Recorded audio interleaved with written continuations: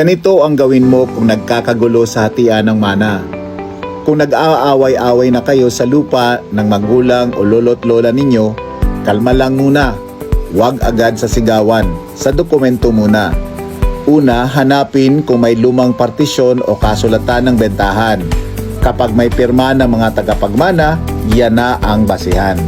Pangalawa, kung wala pa, mag-usap sa barangay para sa mediation. Kadalasan, doon pa lang nagkakaayos na kaysa dalhin agad sa korte. Pangatlo, kung ayaw talaga magkasundo, judicial partition na ang sagot. Doon hahatiin ng korte base sa ebidensya. At kung may kapatid na naibenta na ang kanyang mana noon, tapos na yon, hindi na pwedeng humabol pa. Kung ayaw mo rin ng gulo, magpa-waiver of rights na lang para malinaw na wala ka nang hinahabol.